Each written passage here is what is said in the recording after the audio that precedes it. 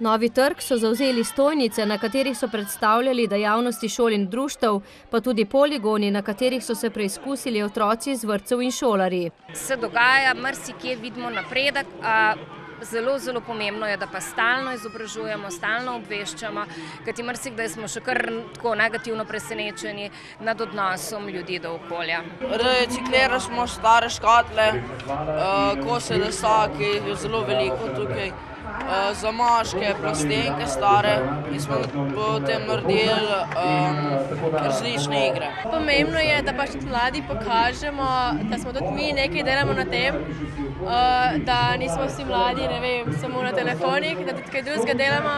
Premalo poudarjamo pomen 22. aprila, Dne zemlje, je dejal direktor Komunale. Dejansko je to prireditev kot nek zaključek celoletnih aktivnosti vrtcev, osnovnih šol.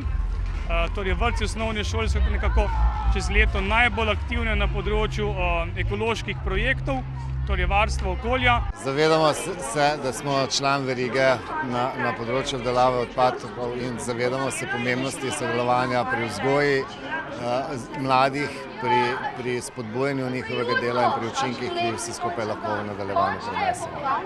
Dan zemlje so popestrili s športnimi animacijami, delavnicami in pestrim glasbenim dogajanjem na odru.